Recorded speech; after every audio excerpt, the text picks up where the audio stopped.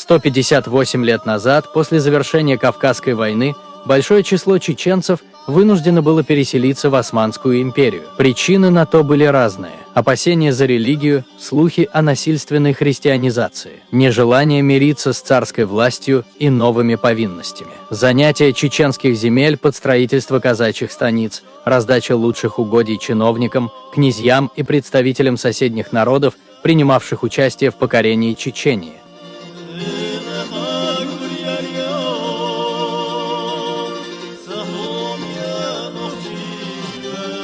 Желание царской власти разоружить население. Чеченцы считались наиболее активными и сильными противниками при завоевании Северного Кавказа.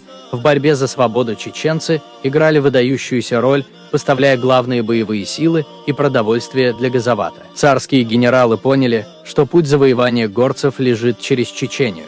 Началось методичное вытеснение чеченцев с плоскости путем уничтожения аулов, рубки лесов, устройство крепостей и заселения освобожденных земель казачьими станицами. Народ, разоренный войной, лишенный половины лучших земель, все же не был побежден. В довершение было вытеснено в Турцию наиболее жизнеспособное население, фактически обреченных в большинстве своем на вымирание. По официальным данным, переселилось более 5000 семей со всей Чечении, свыше 23 тысяч человек. Конечно, незарегистрированных переселенцев гораздо больше. Некоторые общества и аулы уходили в Османскую империю почти целиком.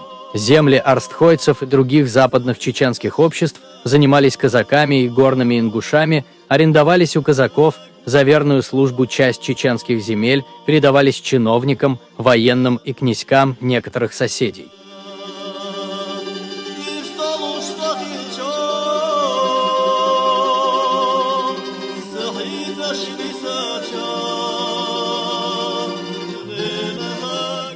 Из Урус-Мартана выселилось 328 дворов, Ачхой-Мартан – 323, Катар-Юрт – 285, Шаами-Юрт – 255, Алхан-Юрт – 169, Шали – 169, Валерик – 155, Истису – 122, Гойты – 111, Майертуб – 108, Гелдаган – 94, Бачи-Юрт – 77, Бердыкель – 73, Кулары – 70, Элисхан-Юрт – 69, Старый Юрт – 61, Энгель-Юрт – 60, Цацан-Юрт – 52, Белготой – 43, Герзель – 28, Дуба-Юрт – 22 дворов. Также были покинуты большое число арстхоевских поселений, многие из которых ими сжигались, чтобы не оставить новым поселенцам.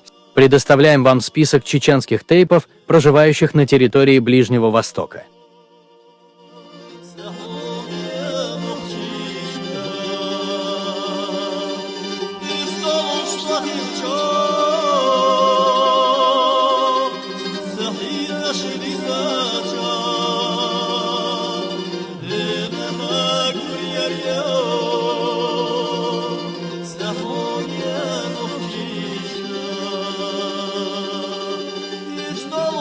Переселение проходило очень тяжело: голод, холод, болезни. По прибытию в Османскую империю мухаджиры столкнулись с новыми сложностями: нехватка плодородных земель, сложные климатические условия, беднота и отсутствие средств заработка, языковой барьер и прочее. Некоторые мухаджиры пытались покинуть Османскую империю, но этому во многом препятствовали власти обоих государств. Кому-то удалось вернуться на родину, но карабулакам не удалось при возвращении занять прежние их территории, так как там обосновались жители горных ингушских аулов или были построены казачьи станицы. Большая советская энциклопедия, первое издание, 1934 года. Ибрагимова Зарема Хасановна. Чеченцы в зеркале царской статистики.